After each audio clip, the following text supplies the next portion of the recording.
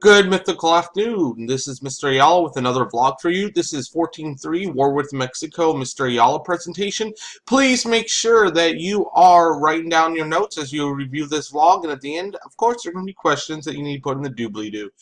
As always, please make sure you're reviewing this as many times as you need to do to be successful, and that you're constantly reviewing your notes.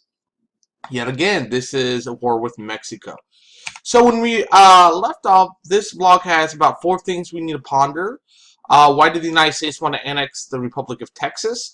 What was the largest issue with the war with Mexico, also known as the Mexican-American War? What land did the United States receive? And what do you think will happen with the slavery issue after this war? Do you think it will get better or worse? Well, start off again, let's review a little bit about Manifest Destiny. So we get a new president, James K. Polk. He's a Democrat. And Manifest Destiny is that idea that the United States' destiny, that it is bound to happen, is to own all the land from the Atlantic Ocean on the east to the Pacific Ocean on the west. Which meant a few things. It meant pushing the Mexicans, who just got their independence, and the Native Americans out of our way. So the first thing we're going to look at was Oregon, all the way in the Pacific Northwest. So, at first, the United States and Britain jointly occupied it. If you notice, if you look over here, we have the 5440 line all the way at the northern part, and then we have the treaty line 1818 right here, which was the rest of the United States. The United States, a lot of our expansionists wanted to start using the slogan 5440 or fight, as in they wanted the line to be up here for us. So we would own Oregon all the way up through here, and then the treaty line would continue this direction. But the United States and Britain actually split at the 49th parallel, which is the same place that the Treaty of 1818, or also known as the Convention of 1818, had earlier. Just expanded that line from our eastern part of our territory all the way across. Gave Canada Vancouver, because we would own this little tiny corner, which would have been a little weird, so we gave that to them. So we ended up having a lot of troubles with Mexico. So in 1845, Texas ended up joining the United States as a slave state. So we get the Republic of Texas right here that becomes part of the United States as a slave state. This area right here, Nuevo Mexico right here, this red area, was disputed land. Mexico thought this was all of theirs because they thought it was just like a state under rebellion. But in our eyes, they were their own nation for 10 years, and then they became ours. This land was disputed. The United States and the Texans, we thought our borderline was at the Rio Grande, which is right here, approximately. While the Mexicans said it was the Nueces River, which is approximately right here, which is a very big difference in land. And this is going to really start the war. So what happens is we offered to buy it, but we do know that Mexico will end up fighting. Polk sends John Slidell hoping to buy Texas, California, and New Mexico for $25 million. That ends up failing. Then Polk sends Zachary Taylor to the Rio Grande to watch. So to Mexico, this meant war, and they attacked us because we were on the Rio Grande. They thought our land was the Nueces, so from their perspective, we invaded their land. But from our perspective, they invaded ours. So what this does is brings a conflict from a border dispute. And on April 27, 1846, Congress declares war, and thousands upon thousands of Americans, especially those from the western states, join the army to try to gain this new land. So the Americans are divided like we are on everything. So why do we need to fight in the first place? What's the purpose of this? Why do we need all this new land? We have land from Oregon, on the northern part of the United States, from Oregon all the way to the Atlantic Ocean. Why do we need that? Well, the Southerners saw this as a way to gain more power in Congress, because if you remember the Missouri Compromise. So let's go back to our land over here. So the Missouri Compromise, Missouri is approximately right here. So that would say everything south of this area would become slave states. So this area would become slave states, which will expand the Southern power in Congress.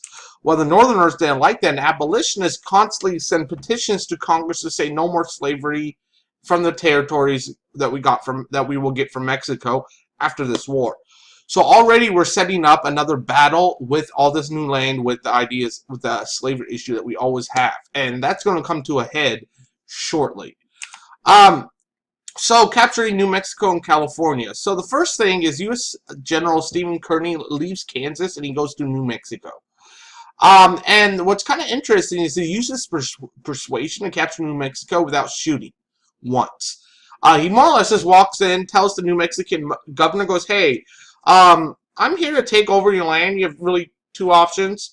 I can fight you, which would be bad for you, or you can give us your territory, and all your citizens that are citizens of Mexico can keep the land and become citizens themselves of the United States. The New Mexico governor thought that was a great idea, so what did he do? Well, he just was like, okay, cool, and joined the United States. Yeah, go figure. Then in California, at the same time, the Bear Flag Revolt was going on.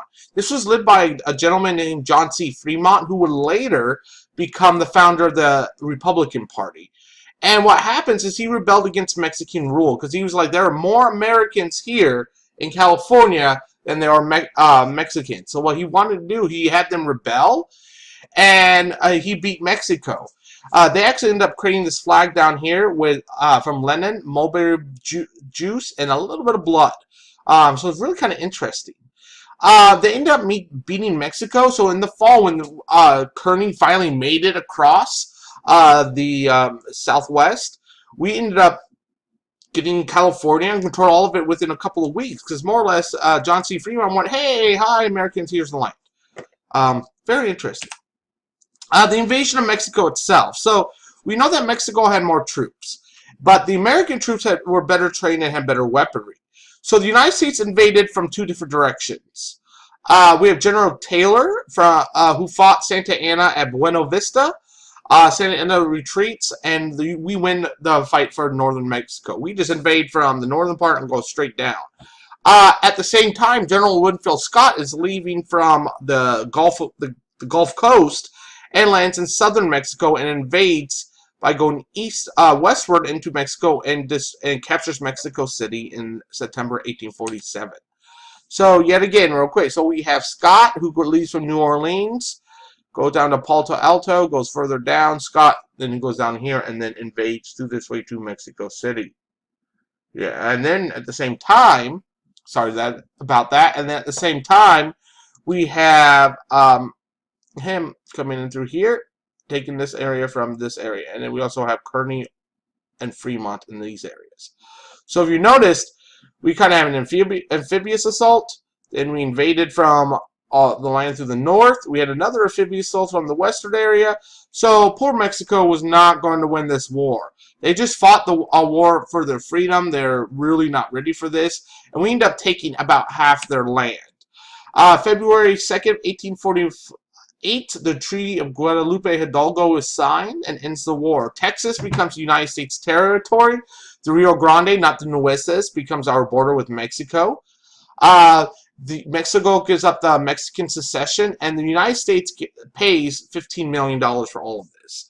And what's kind of neat is we actually gain a whole bunch of new cultures. This is where we get our idea of like Tex-Mex Southern food, or increase of the Spanish cultures, not only from Florida, La Florida, we get from Tejas, Nuevo Mexico, California, Alto California, so on and so forth. So this is kind of our new land. So this is where we started, Louisiana. Then we end up getting Florida. Then we ended up getting this area. Texas is annexed. We fight, we gain this, and the Gadsden purchased. For your question in the doobly-doo, please make sure that you answer one of the 4 prior thoughts to ponder question. And as always, don't forget to be awesome.